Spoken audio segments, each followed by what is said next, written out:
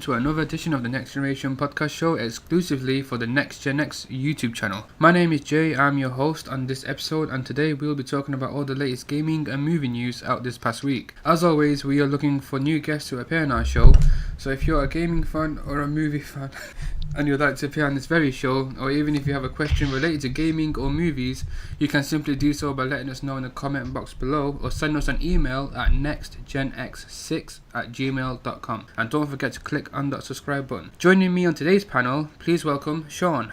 Hey guys, you might know me on the boards as God Mode, or some people out there, I think my clan might be listening here shortly. They know me as Domino in the clan, so it's good to be back though. And also Z. Yo, what up, people? And finally, Sassquatch. Hello again. And now straight on to the movie portion of the show. So Jay, I gotta ask you though, are we done with the war drums that your microphone seems to keep doing?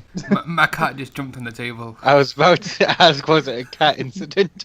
It's another cat of mine. Anyway guys, the first image of the new Power Ranger reboot costumes have been released by Entertainment Weekly, giving us first glimpse at the Mighty Morphin Power Ranger look after their heroic transformations. The costumes are described as translucent extraterrestrial armor that crystallizes around their bodies. Shawn, what do you make of the new Power Ranger outfits? Okay, so we actually discussed this even before the show. At first I thought they were a little bit too technologically advanced. As you said, they look kind of like Iron Man outfits. But you know, it makes a lot of sense because obviously it's supposed to be armor, and every time I watched the show when I was younger, you know, when I got a little bit older, I was like, oh, they're wearing cloth, you know, it's not how is that keeping them safe from getting, you know, struck by swords and guns and whatnot? So it makes sense. I think they did pretty good with it. Yeah, in terms of like the look of it, I don't know what to make of it, because number one, I'm not really a huge fan of Power Rangers, because when I was growing up I never used to watch it as much, and secondly, get out, just get out. Yeah, I know a lot of people are gonna hate, but you know,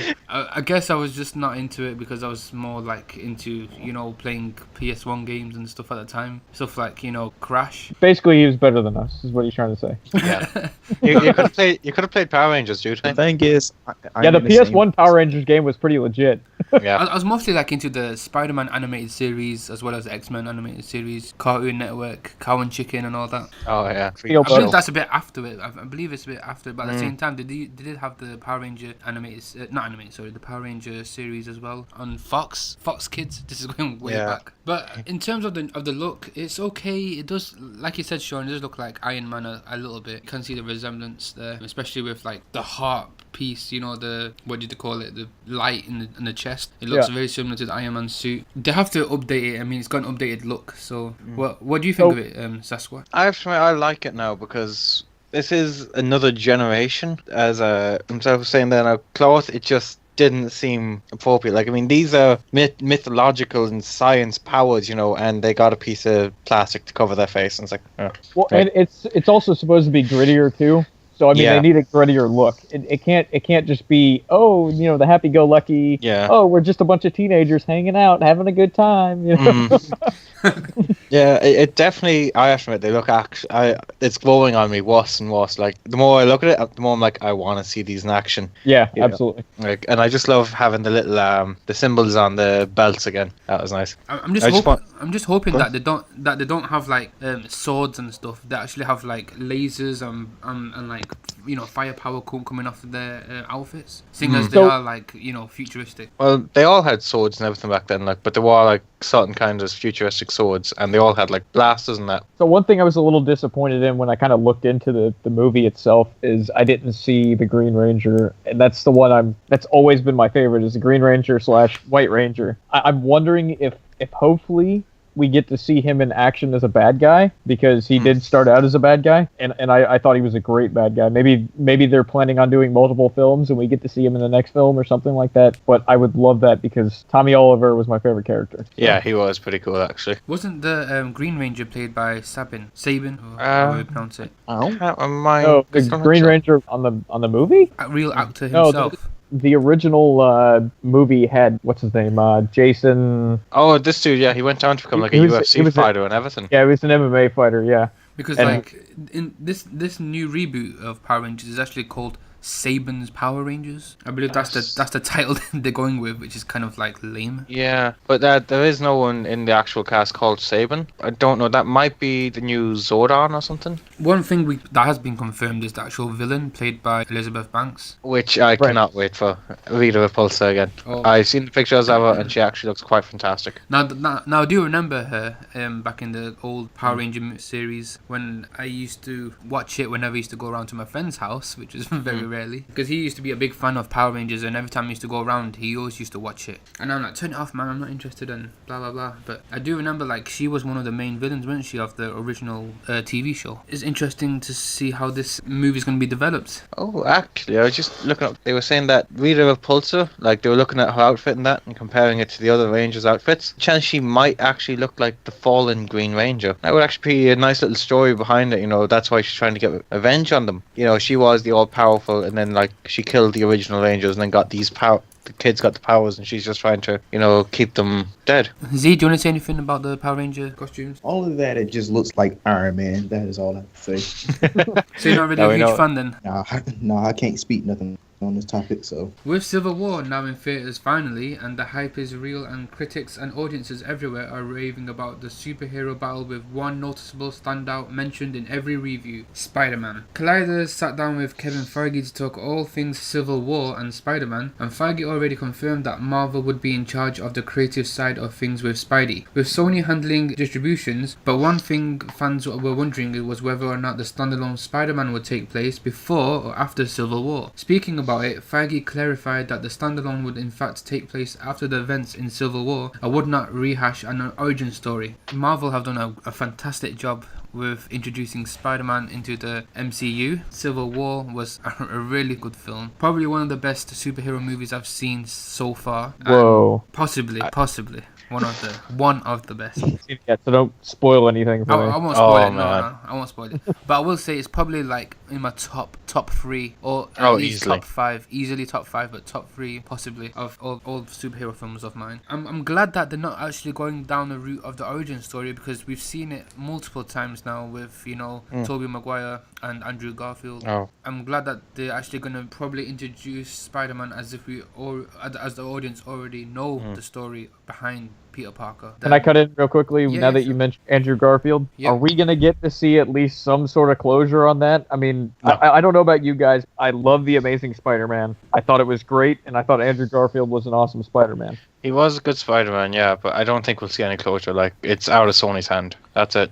Yeah, I mean, Sony could actually continue with that Spider-Man, but in their own world, but I doubt they're actually gonna go down that route, because they know that everybody wants to see Spider-Man back with Marvel, which now they are. It's like, what's the point of them like continuing on with Andrew Garfield as their Spider-Man, because the last one didn't do that much in terms of box office. Like Spider-Man, it's just Peter Parker, so you can't exactly have two Peter Parkers and two Spider-Men. The only thing you could probably do would be Spider-Gwen. That'd be interesting. That would actually be quite interesting in where the universe where Peter ends up, you know, getting his back. And then actually the two could collide in I can't remember what the Universe Collides, I think it was called, where they actually get together and end up staying together. Spider-Gwen and Spider-Man. Wow. You know what? I have actually read something about Spider-Gwen. I don't know too much about the backstory for that character, but there are like quite a few different versions of Spider-Man, with like, you know, Spider-Woman. There's also like Spider-Man 2099. There's all these different variant Spider-Man characters that they've got. And there's so many villains as well. With Spider-Man Homecoming, again, I'm not thrilled with the title. I don't like it, but it is what it is. You know, I'll go watch it, see it or whatever. You need to watch Civil War first. I really want to see The Amazing Spider-Man 3. I'm really upset about that. You and me both, but you know. The thing is, I sort of didn't like the Spider-Man in the Civil War movie. Wow, really? Just because, the only thing I didn't like about it is just because he was younger like that. Like, he was basically a kid going into teenage years. That's who Spider-Man is, Joseph. He's a 16-year-old kid. I'm talking about the other ones. He was a little bit more mature. Yeah, but Peter Parker is meant to be a 16-year-old kid. Marvel are actually sticking with the comics side, because number one, he is supposed to be really young, and number two, he is in high school and he has all these powers, and he just works so well. He just works so well with all the other characters that he interacts with, and it's just really fun and funny as well. So I definitely Yeah, recommend Squatch. watching Captain America: Civil War. Definitely. You know what sold me on really wanting to see Civil War though? The inclusion of not only Ant-Man but Black Panther. Oh my gosh. Oh yeah. He was one of the Wow. best parts of Civil War. Oh Trust me. my god, yeah. And Between he him looked and so Spider-Man. badass in the trailer. He really is. He really is. He looked so badass in the trailer. I just And loved then Ant-Man, everything. Ant-Man, you guys know how big I am on Ant-Man. Like that's one of my Oh, yeah. favorite superhero movies. Like So- if you want to see that, well, I just have to say 3D with Ant-Man worked very well in a certain scene. Like it just Right. it blew me away, and it's like wow, it was just worth the 3D, even though it usually isn't. Yeah, I'm not really a huge fan of 3D films simply because it doesn't really do anything for me. 3D isn't Yeah. actually 3D as how I would Oh, explain. Yeah, not coming out at you, but it's the depth and perception of it, especially in that one scene, like with Ant-Man and everyone. It was brilliant. Well, when it comes to Ant-Man though, like you almost need to watch it in 3D at least once when it comes to Obviously. Ant-Man because of the kind of CG that's used for Ant-Man and the kind of the movements that he makes and whatnot. It's hard to really put it into words, but I think you guys know what I'm talking about. It makes sense for Ant-Man to be in 3D. Actually, I'm looking up the Black Panther page here. Actually, it's possibly going to be released 2018 around February. I thought it was coming out next year. No, Unless they might pushed be it back.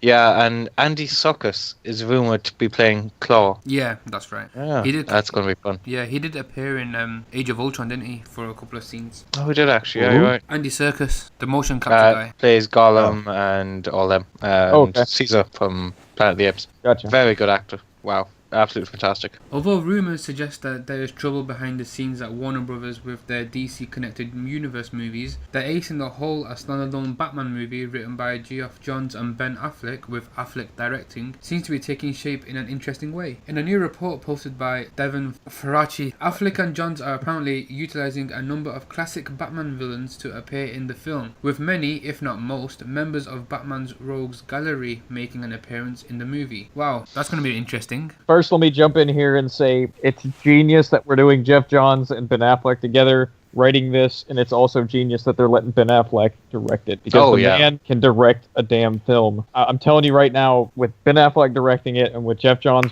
co-writing it, you're gonna have a damn good Batman film. It's gonna happen. Oh yeah. So I wonder what we're going to see. Like, I mean, Rogue Gallery, you've everything from like, you know, B and D class villains like, you know, Catman and Blight to Bane, all the Clay Faces, Oh, it's you going know, to be beautiful. Deathstroke, Killer Croc. I wouldn't mind seeing the Mad Hatter. I'd like to see that. Yeah, but you know, if you think about the Mad Hatter though, like you pretty much have to make him a child molester or a Oh gosh. Have you ever paid attention to what he does? So I've got a little question that I've been thinking ever since I heard about this story. Is okay, so they're gonna introduce all these villains, right, in this Batman standalone film. Now we've got Suicide Squad coming up. That's already packed with half of the villains in there anyway. So will they be utilizing those same actors and actresses for those characters in the Batman film? I No, mean, 'cause- you'll probably see cameos. I would imagine. You know. Yeah. I mean, But- it really depends on who they actually choose for the villains, because they said it's going to be packed with all the villains, pretty much. Yeah. I think I realised I just possibly may have figured out what the storyline is going to be. Oh, really? Yeah. Well, have you seen Batman vs Superman, everyone? Yes. Yes. Okay, so you know Spoilers! basically, yeah, spoiler. Do you know the Robin suit with ha ha ha written on it? Going Yeah. back to the whole Red Hood incident. Ah. He is in the Rogue Gallery, and I think that's why Batman is going after Joker in the Suicide Squad thing, the movie, because he's trying to get revenge on him. I see. That's the first thought, because this is after he goes crazy in that Batman, so Yeah, that could work. maybe. I mean, I would like to see that now. I'd like to see the whole Jason Todd thing. oh, That would be- definitely, because from what I've read about it, it's really pretty good. I've not actually seen any and of. it's There so is a TV movie as well, isn't there? Bad Blood. Cartoon, yeah. Oh, that was actually very good. Oh, I need to watch that. Very dark. Kill- Absolutely The Killing fantastic. Joke, isn't it? It's the Killing Joke. Yeah, Yeah, it just came out. I think they rated it R, didn't they? yeah. It's Got an R really rating. dark. So Batman vs No, Superman. it wasn't the Killing Joke. No, the Killing Joke is the Joker's history. yeah, but it goes it's- in. Doesn't it go into Jason Todd dying? I don't know actually. Is that not Bad Blood? Or is that Fairly, I don't know. fairly certain. I think Bad Blood may be where he goes after Barbara. Maybe. Don't kill me, Batman fan. Yeah. I read a lot of comic books, but I don't quite know. No, it's Under the Red Hood. That's the Jason Todd one. Oh, Under the Red Hood one. Yeah, yeah. Under I've the heard Red of Hood that. movie. Very good actually. It's only about an hour long, but absolutely fantastic. Very dark, and a lot of famous actors actually in it. Oh, sweet. I definitely Yeah. need to check that out because it does sound pretty good and something that I'll be really interested in. And I actually hope that they do actually make that storyline work in the movie as well. If they are gonna, if that's the storyline they're gonna choose. Ben Affleck has done an amazing job with his take on Batman and Bruce Wayne. It works very well in Batman vs Superman: Dawn of Justice, and some of the best fighting scenes I still can't get out of my head with The the whole CG, great, dude. It was Yeah, brilliant. it was too much of a movie for that one little fighting scene. As soon as that played out, my heart just went, wow. You know, it's like pumping really fast because it's completely like the game, you know, The Dark Knight. Oh, the way it moved, yeah. Yeah, it's like even some of the weapons they use. And I mean, we did mention this in the Batman vs Superman spoiler review that we did last month. Oh, you have to check that out. But yeah, definitely a great. I'm really happy that they're going to actually make a standalone film for the Batman. Hopefully a trilogy in the works, perhaps. That'd be nice. It really depends on how well it does. I think it will do really well, a really good job. Yeah, I mean, it's Batman. Not just that, I mean, everybody was raving about Batman from the Batman vs Superman movie as well. So I saw a lot of I saw a lot of hate for it. What for Batman? Batman vs Superman. I'd be on the hater side. I liked it only because of the fight scene and because of Batman. Everything else was just horrible. And Wonder Woman, she was cool. I tell you what, my wife was in love with that movie. So and was she I loved it. She's a bigger comic book nerd than I am. But I think a lot of people who actually hate it, they're just nitpicking most of the time. I mean, if you look at it from like the whole perspective of the film, from what they've done and what they've given us, is, you know, this is the first time we've seen Batman and Superman together on the screen in a movie. They're actually fighting and teaming up and all that. I mean, I think a lot of people just hated it because they revealed everything in the trailer. That's where all the negative stuff came from. I just didn't like it because I found it really dragged out. Like, there was stuff that we didn't need to see. I didn't need to see Superman jumping in the tub with Lois Lane. The hell's that going to do for me? And the worst thing, he wasn't even naked. Despite that, he ruined a perfectly good floor and a perfectly good pair of jeans. He's Superman, man. He can afford it. No, he can't. He could probably go rob a bank, you know, with his laser beams. Is it weird that I kind of cringed when he put his shoes in there, and I'm like, oh, my sock, sock. Like, everyone in the cinema just went, why? You're the Man of Steel. Why are you this stupid? You ever had wet socks before? It's terrible. And that man You're gonna have a bad time. He literally just can't smile. Like, it's so annoying. The long-awaited news was finally confirmed by The Wrap, and Hail Caesar star Alden Ehrenreich has been officially cast as young Han Solo in the Star Wars story directed by Phil Miller and Chris Lord. Alden was universally praised following his breakout role in the Coen brothers feature and has been rumoured to be at the top of the list now for weeks. Lord and Miller's Han Solo movie is set to begin production in January 2017. It won't hit theatres until 2018. Over to you, Shawn. Oh my god, that is a long time to wait. Holy crap. That's all I'd say about that. I mean, at least we have that. Rogue One? Is it Rogue One? At least we have that to hold us over. I guess. But we have we have another one. We have Rogue One this year. We have Star Wars next year, and then Solo, and then 9. And then the Boba Fett Solo. So we are going to be. We've got a Star Wars film pretty much every year. Yeah, I mean, I think Alden has the look. I see a young Han Solo in him. I'm fine with it. Oh yeah, easily. I mean, I'm not really familiar with this actor. I don't know much of his work. I'm not gonna lie, neither do I. Or neither am I. But you know, I am positive with the fact that they selected this particular actor. So they must have faith in his work, and he has been praised. He came in Hail Caesar, which I've not seen, and I don't think I probably will see. Judging by what everybody's saying, everybody's happy with it. So I can't wait. Actually, I mean, I wasn't really thrilled with the Han Solo standalone film because I don't know how they can actually give a backstory. Well, do you know Solo's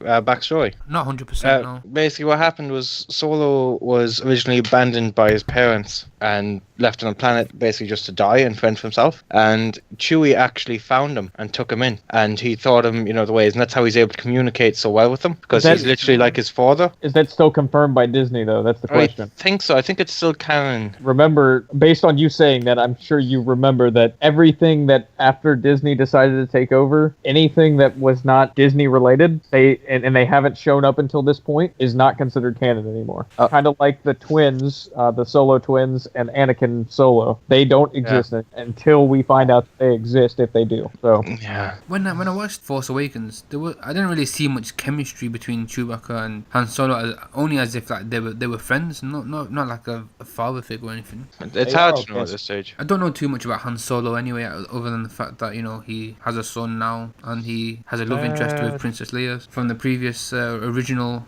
amazing original trilogy. The amazing original trilogy. The amazing trilogy, not the crap trilogy. Not the crap one, though. Not the The only prequels. the only good thing about those But he wasn't was in the crap one. So the, that's not crap. with the lightsaber fight. I liked them, I have to admit. Did Han Solo actually use a lightsaber one in any of the films? I can't actually. He always had the gun, didn't he? He used it for like a split second to like cut something, and that was it. Like to get Luke out of it and be like, here, have your stick back. Maybe in this Han Solo movie standalone, they might show us like a little glimpse of him trying to become a Jedi. A Jedi. Oh, actually, And he's gonna say, "What is this mumbo jumbo magic stuff?" Can I use it to get a beer? And will they actually cast someone to play a small baby Chewbacca No, Chewie's fully grown. in the standalone film? I hope he's fully grown, because that'd be really freaky if he was tiny. They'd have to get like what's his name, David Warwick to do it. It's gonna be strange though, because like, what, does he not age, or does he not like Chew- grow? Well, Chewie's about a couple of 100 years old. Yeah, Yeah, Chewie's Supposedly. old. Yeah, like Chewie's ancient. couldn't tell. Yeah, it's because like can't remember Wookiee. They age differently. They all look the same more or less anyway. So Yeah, exactly. Like once they hit a certain age, it's like done. I'm just a huge Star Wars fan. I mean, you're looking forward to it? Oh wait, Yeah, I'm looking forward to it. It's just possibly not that hyped about it. What are the chances that 6.75,000. 6.75,000? That's not a thing. that's not a thing. Yes, it is. But I will say this: have you seen the Rogue One trailer that they released a couple of weeks ago? Yeah, that was I'm hyped. fantastic. Hyped for that. How amazing was that? I mean, it really did look really good. I mean, there's a glimpse of what appears to be a Darth Vader. Yeah, that's because this is based back during Yeah. episode 4. It's gonna be really good. Will they get James Earl Jones to do his voice again? But That'd be we'll nice. only find out soon. Oh my god. Oh yeah. That makes me think of that commercial where James Earl Jones like, totes my goats. Oh my.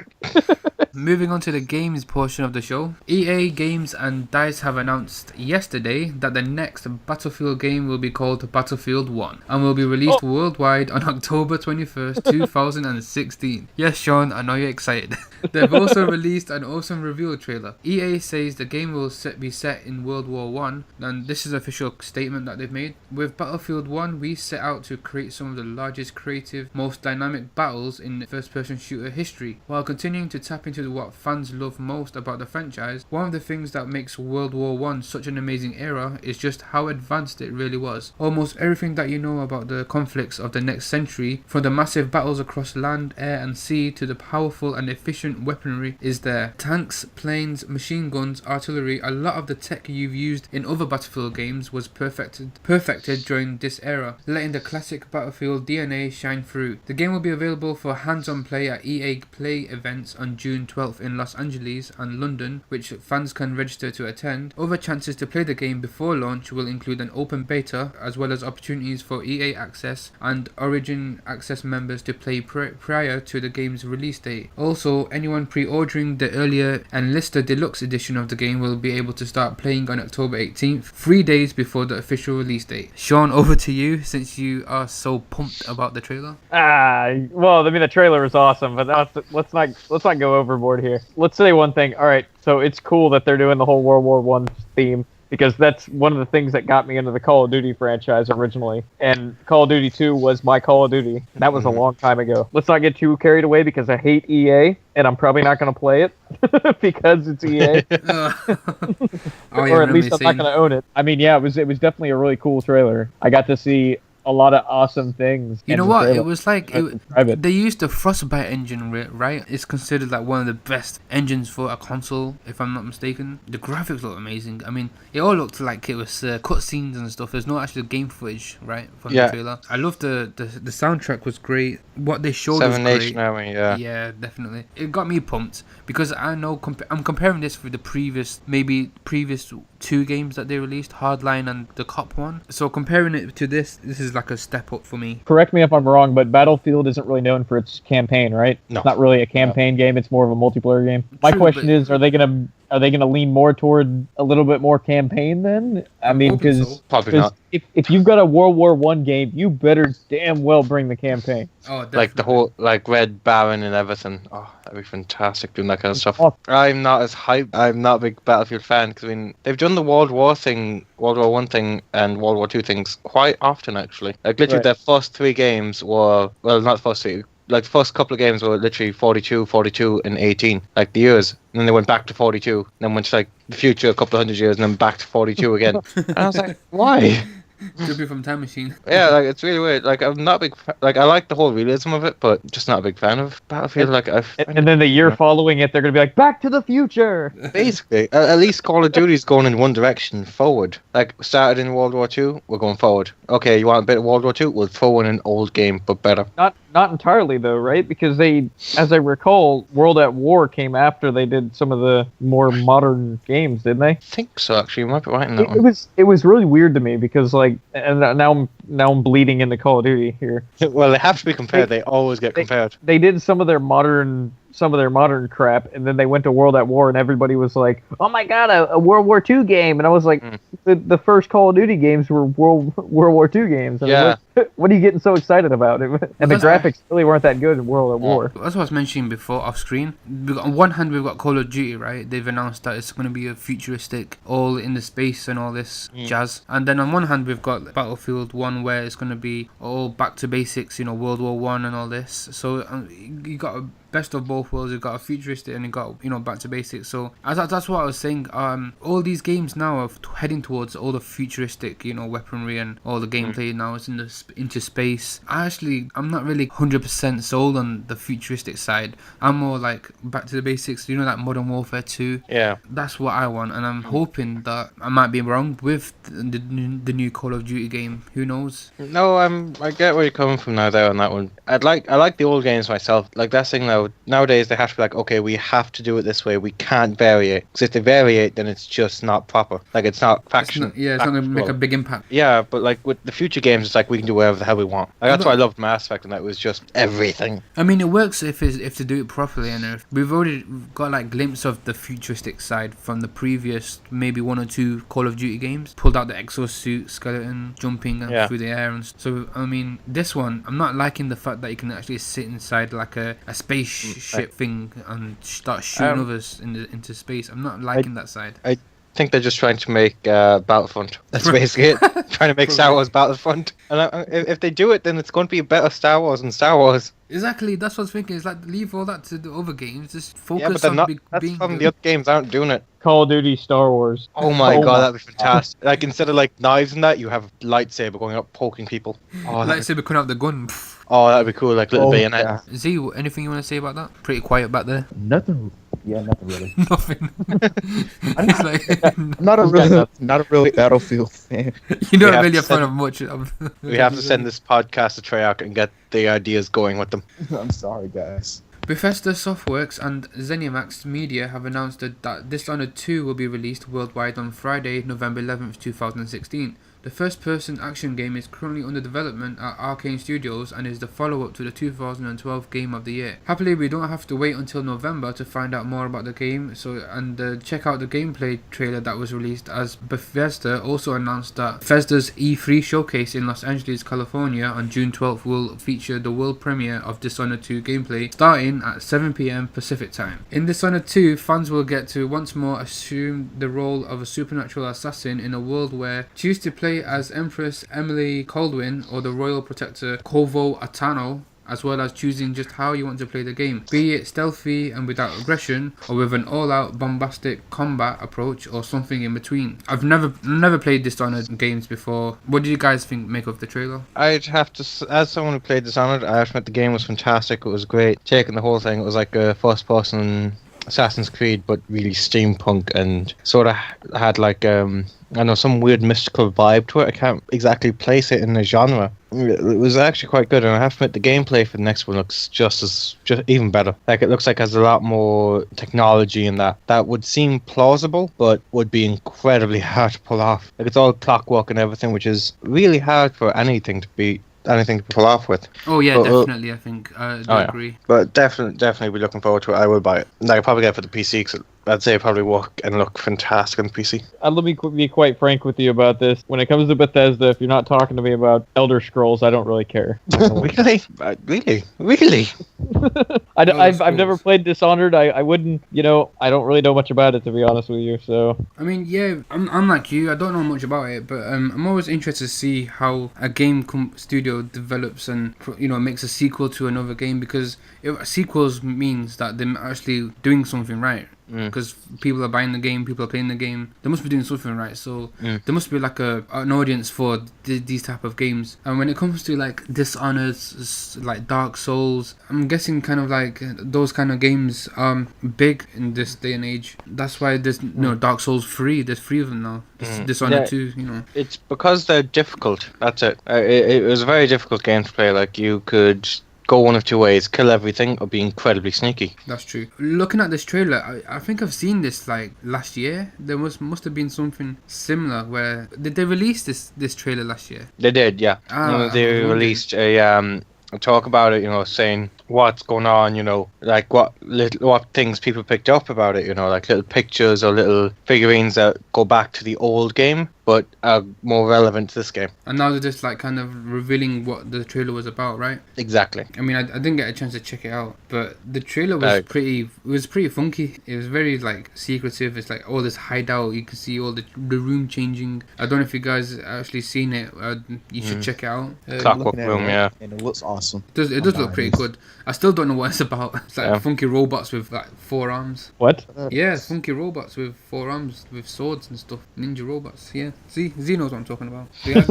They've got like a mouth, but they've got no eyes and nose and. Yeah, you know those things from Bayonetta? Exactly like that. Recently, there were several reports on several leaks that pointed to Warner Brothers Interactive planning to release an Ultimate Edition of the Rocksteady Arkham trilogy entitled Batman Return to Arkham. This would now appear to be all but confirmed, with Pure Xbox reporting that a Redditor has posted images of a double-page spread about the game in an Italian Warner Brothers trade magazine. The double-page spread reveals the cover art for the Xbox One and PlayStation 4 versions of the game, which show Batman on a playing card. Oh, so I'm guessing like the front cover of the game cover shows Batman on a playing card. The article also confirms previous reports that Return to Arkham will feature remastered versions of Batman Arkham Asylum and Batman Arkham City, very good games by the way, with updated graphics that have been optimized for the new hardware. All released DLC and content updates will also be included in the completion. According to the leaked pages, Batman Return to Arkham will be released on June 10th, so we can surely expect an official announcement from Warner Bros. Interactive sooner rather than later. Okay, let me start off saying I'm pretty excited about this. Especially if it comes with the steel book, right? Oh, definitely. Anything to do with Batman I love. I'm glad that they're remastering this for the PS4, because I remember playing Batman, which one was it? Arkham City? I believe it was Arkham City number 2, right? That's the one that I played on the PS3, and that's the first game I played from the Batman games, and it was pretty fantastic. I did enjoy it. I completed the storyline. I loved the Joker in it. The Joker was amazing. A shame I didn't play the next one, because that looked like a pretty good game as well. Arkham Knight, yeah. Not Arkham Knight. The first one. Arkham Origins. The first one, sorry. Oh, Arkham Asylum, yeah. Yeah, I missed that one because that had a pretty good storyline to it. But the second one was pretty good, and then obviously the recent one, Arkham Knight, I loved it. I still actually not completed it, Really? Oh, fantastic. I know what happens and everything. I just need to complete it. Oh man, but yeah, it's gonna be good. Like, they've actually found the perfect series. Everything in it just works so well. They have the story set up so well. Combat, I did not expect it to be that amazing for a Batman game, to be honest. It wasn't that I didn't have high hopes. It's just good. Like, that's it. It's just downright good. Is it safe to say would you buy a remastered version? Yeah. Oh hell yeah, I'm getting everything. I'm going to get statue of like Batman punching himself in the face if I have to. And the steelbook. And the steelbook. Steelbook's the best part, man. Oh yeah, he slap people with it. Jay does not care about the gameplay, ladies and gentlemen. He just cares about the steelbook that it comes with. Oh yeah. You know that fresh coldness of the steel. Yeah, when people like Superman's better and you slap him with this, be like, no. He likes to rub it on his naked body. Okay, Guess he's moved. Podcast just getting nasty. Back on topic, guys. There's like a lot of of these remastered versions for games from the PS3 to the PS4. Same with Xbox and Xbox 360, Xbox One, sorry. They must make a lot of money from doing that, number one. And number two, it's like people, I guess, enjoy playing these old games from the previous consoles. Let me tell you why this is going to make money. All right, so you've got the trilogy, right? First of all, there's that. Second of all, they're remastered, great. But they have all of the content. So the people that never bought them to begin with or didn't have this game or this game are going to go out and be like, yo, I might as well just go ahead and buy this trilogy. I can get all 3 games, they're remastered, and I get the whole kit and caboodle. And maybe even a steel book. You know? Possibly. A lot of these remastered versions of these games, they are actually cheaper than an actual new released game, obviously. I'm hoping that it is a reasonable amount of content they will release. Well, I mean, it's kind of like, say, and I'm going to go back to Elder Scrolls, whenever they, let's say Oblivion or Skyrim, when they did the Game of the Year edition, you know, that it has everything in it. You don't have to worry about buying everything, you know? Unlike the Hitman, where you have to pay for every single content, every single DLC, secretive or lucrative mission, as they like to put it. Shawn, you wanted to mention something about the Nintendo 3DS? Not really necessarily the 3DS, but I mean, for Nintendo, as of March 2017, we're supposed to be seeing the NX launching. For those that don't know, the NX is, I mean, if you don't know, you've probably been underneath a rock somewhere. The NX is the next-gen console. Don't care. Yeah, it's Nintendo. Unless they come out and be like, okay, we have Mario, it's like, okay. So anyways, what will make you care is that the new Zelda game is coming out for both the Wii U and for NX. So it's basically going to be able to launch with a pretty awesome game that everybody's been looking forward to anyway. Plus, I mean, it's Nintendo. They have awesome games. I mean, notoriously awesome games. Okay, before you even say anything, you're like, oh, I got no hype about anything. You know, you're full of crap because you haven't... Once you play the games, like, first of all, when it came to Splatoon, my wife was like, we're going to get that. And I was like, okay, whatever. And then I ended up playing the game, and, like, it's one of my favorite games of all time. Now you live, breathe, and eat it. It actually got me into online multiplayer games. Wow. Like, I generally would not do online multiplayer. And Splatoon got me. I'm looking it up now, actually. This looks pretty damn amazing. I mean, they're going back to cartridges. I don't know for sure. Now, the cartridge that they're talking about is more probably like the 3DS style of cartridge. And that's what they were talking about in that article that you're probably looking at right now. Yeah. And yeah, they're talking about doing that. They're also talking about there was a patent, a discless console. So that's another point in that direction. You would want to have all of the internet connection and storage capacity on that. Buy them as a USB and then put them in. It kind of seems like Nintendo are thinking this through properly this time. With the actual 3DS, Shawn, they have released images where they're going back to like the original Super Nintendo console in terms of the design. Oh, sorry. He's reminiscing. He's just thinking about it now.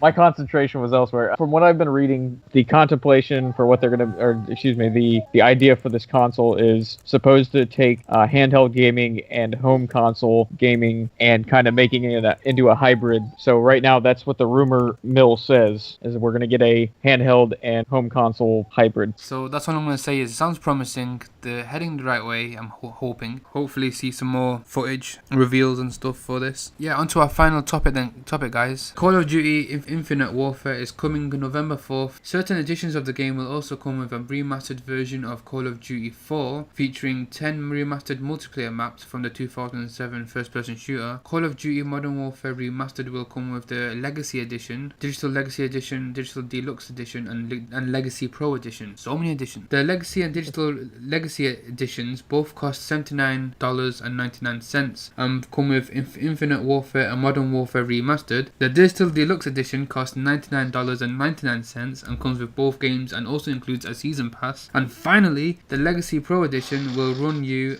$119.99 and comes with all of the buff as well as the Steelbook. Woohoo! Yes! Steelbook!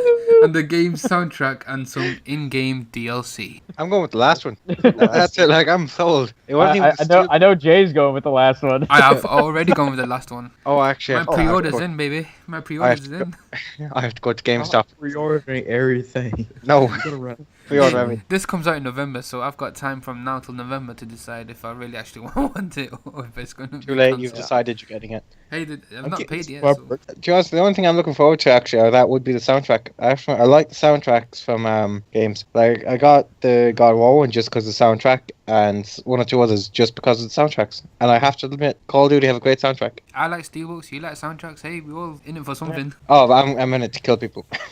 Just go around like teabag people. Futuristic mech teabag. Don't they have celebration dances now, though? Oh, they do it. Nobody seemed very excited about that. Like, man, I'll still just teabag them. Yeah, has to be done. In respect to like Battlefield 1 and Call of Duty, it really is like a head-to-head war now between which is going to be the better looking, the better first-person shooter game. I've looked at the collector's edition for Battlefield 1. Here in the UK, on one of the websites, it's actually £179. Wow. What compared to Call of Duty Infinite Warfare, which is £109. With the Battlefield 1, you're getting a statue, you're getting like some cloth material poster and some other funky stuff. And I don't really see how price-wise better to go with Call of Duty just because they're cheaper. But maybe Battlefield 1 is going to be a better game. I mean, that's only if you're a fan of collector's edition game. But in terms of the actual game, I need to see more from Battlefield 1. We haven't seen any game footage. We all know what Call of Duty is going to be like, storyline-wise and everything, and the shooting, game footage. Z, anything you want to say, or are you not interested or not a fan of Call of Duty? I am interested. Literally He's interested, finally. last package. I'm getting the game, and I'm also getting that steelbook. You get a steelbook as well. Would your mum let you? You still gonna do that? Still Still gonna gonna do do that. that. Come on, man, I have to do that. I've been a fan of Call of Duty for a while now, and even though I don't play it that much, no multiplayer. I'm the same because ever since PS4 you have to pay for online. I've not really had a chance to play online with any of the games because of the price and everything. It's not cheaper than Xbone. It's what? It's not cheaper than the Xbone. Yeah, the Xbox One. Xbox One. Yeah, Where is it? Xbone. Xbone? I was like, what? Yeah, You did say Xbone. Expo, yeah. So just so you know, online play is free on Nintendo. It's because there's no one on it. There's that one. Oh, there's plenty of people on it, bro. Oh yeah, no, I'm feeling like. Call of Duty on Nintendo.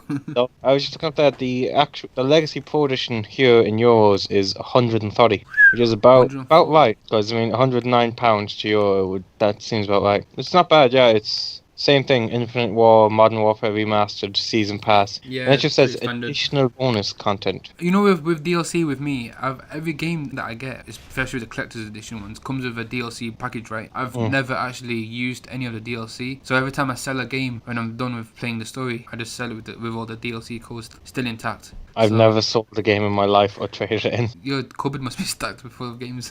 No, that thing is like my PS2. I have about 190 something games. Wow. I took them all out of the boxes and I've like folders now of like genres and everything. Like, it's like, what do you want to play? An RPG. From what year? With what character? With this? Here you go. So you got everything coloured, labelled, named.